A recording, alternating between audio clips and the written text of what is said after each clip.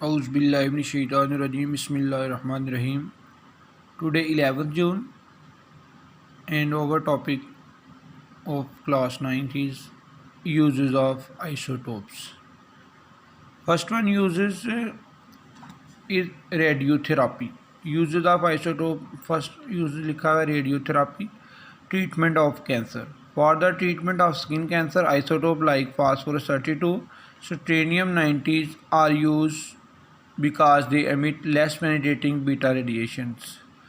Skin के cancer के लिए हम ये हमारे पास आइसोटोप फास्फोरस 32 और स्ट्रोंटियम 90 जो होते हैं इनको हम यूज़ करते हैं क्योंकि इनसे बहुत कम पेनिट्रेट होने वाली बीटा रेडिएशन निकलती है। अब क्वेश्चन है पेनिट्रेट करता है किसी चीज़ का जिसके जिस्म के अंदर दाखिल होना। बीटा रेडिएशन ये नेगेटिव चार्ज की रेडिएशन होती हैं और इनके अंदर ये कैपेसिटी रहती है कि बहुत कम पेनिट्रेट करती हैं जिस बॉडी के अंदर। For cancer cobalt 60 affecting with the body because it's submit strongly penetrating MRA. Cancer के लिए कोबाल्ट 60 भी यूज़ होता है लेकिन इसको यूज़ इसलिए नहीं करते क्योंकि जिस्म के इसमें काफ़ी देर ये क्या कहता है बहुत तेज़ी से पेनिट्रेट कर जाता है। तो isotope phosphorus 32 strontium cobalt MCQ point of view से कोबाल्ट 60 का पूछते हैं कि रेडियो आइसोटोप कोबाल्ट 60 किस लिए यूज़ होता है। तो आपने कहना है कैंसर की ट्रीटमेंट के लिए। नेक्स्ट है treatment for diagnosis and medicine. Radio isotopes are use as a tracer. Tracers क्या होते हैं? ट्रेसर्स कुछ रेडियो एक्टिव एलिमेंट्स हैं जिनका इंसान मुख्तलिफ पर्पज़ के लिए यूज़ करता है। ये 10th केमिस्ट्री में हम देखेंगे। In the medicine to diagnose the presence of tumour in the human body, isotope of iodine 131 are use for the diagnosis of goitre in the thyroid gland. Tumour जब इंसान के brain में या किसी भी बॉडी के अंदर जब सेल के अंदर माइटोसिस बहुत ज़्यादा हो रही हो, सेल डिवाइड करना सेल के कंट्रोल में ही नहीं हो, सेल डिवाइड हो रहा है, लगातार डिवाइड होता जा रहा है, तो ब्रेन को कोई समझ नहीं आ रही कि इसको रोकना कैसे है, तो वहाँ पे फिर ट्यूमर प्रोड्यूस हो जाते हैं। ये माइटोसिस से होते हैं।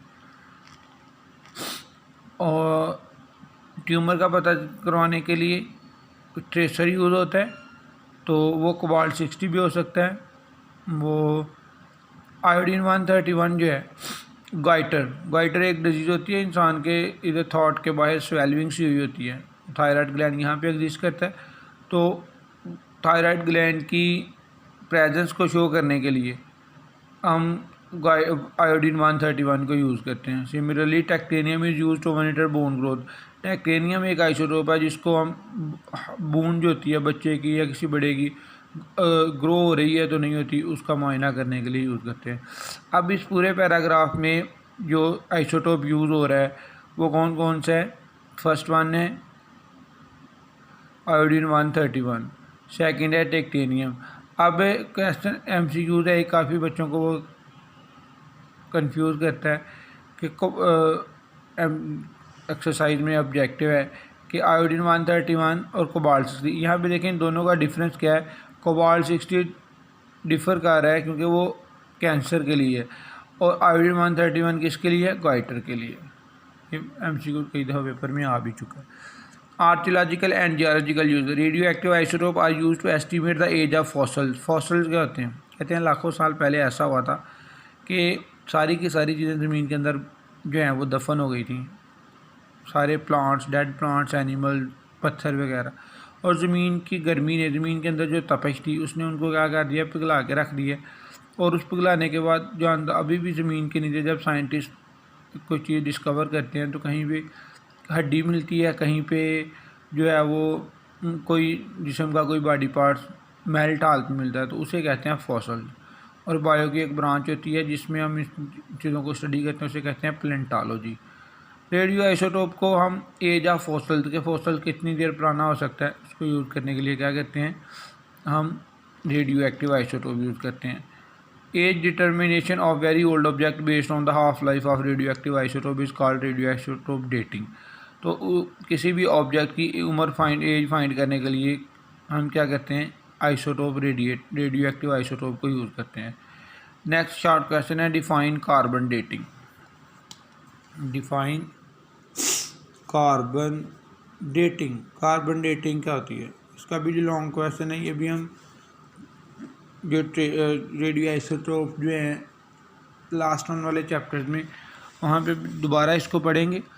लेकिन यह है कि यहाँ पे age determination of old carbon object by mean of radio isotope C14 and it's called carbon dating, कि आपके पास किसी का फ़र्ज़ करें मर्डर हो जाता है तो उसका पता नहीं चलता कि कब का हुआ है। तो लैब में पुलिस क्या करती है या जो डिपार्टमेंट है वो क्या करते हैं कि उसके बॉडी का कोई एक सेल लेके उसको कार्बन 14, ये रेडियो आइसोटोप कार्बन जो हम कल पढ़ रहे थे कि इसकी रेडियो एक्टिव C14 है, इसके साथ इसको कंपेयर करवाते हैं और इसकी एज का समझ आ जाती है कि फ़लाँ टाइम पे या फ़लाँ डेट तक पहले इसका क्या हुआ था, मर्डर हो चुका होगा था। इसी तरह फॉसिल्स के बारे में भी पता चल जाता है। तो इसको ये लैब में जो पुलिस वाले हैं या इस तरह की लेबॉर्ट्रीज़ हैं जो मर्डर के लिए सेल लेके उसके मुआयना करती हैं, तो वहाँ पे कार्बन डेटिंग कार्बन 14 लैब में रखा होता है, उसके साथ उसको क्या करते हैं, कंपेयर करते हैं। Chemical reaction and structure determination, radio isotope are use in chemical reaction to follow a radio active element during reaction and ultimately determine the structure.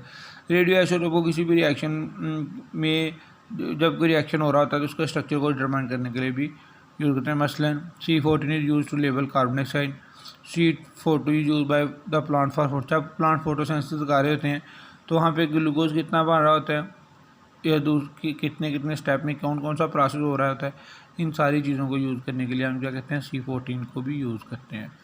Last important सा रेडियो आइसोटोप है जो यूरेनियम से related है। तो इसमें क्या है, radio isotopes are use to generate electricity by carrying out nuclear fission. ये यूरेनियम है, इसके ऊपर एक न्यूट्रॉन हमने बम्बार्डमेंट की, बेरियम बना, क्रिप्टॉन बना और साथ में क्या हुआ, 3 जो है वो न्यूट्रॉन वो सेपरेट हुए और साथ में काफ़ी ज़्यादा एनर्जी जो होती है वो जो हमें हासिल होती है। और इस एनर्जी को हम यूज़ करते हैं वाटर को बॉयल करने के लिए, जब हम बिजली बना रहे होते हैं तब इसको यूज़ करते हैं। और वो जो हम वहाँ पे इलेक्ट्रिसिटी में ये रेडियो आइसोटोप यूज़ कर रहे होते हैं वो वहाँ पे जो टरबाइन जो बिजली को बना रही होती है उसको चलाती है। और किसी भी कंट्री को पीसफुल करने के लिए ये वाली साइंस का पढ़ना, इसको समझना बहुत ज़रूरी है, क्योंकि आपको बताइए इलेक्ट्रिसिटी दिन ब दिन कितना इशू बन रहा है। तो अगर हम रेडियो आइसोटोप के ऊपर प्रॉपर वर्क करना शुरू कर दें तो ये भी दुनिया से इसका खात्मा हो सकता है। That's all.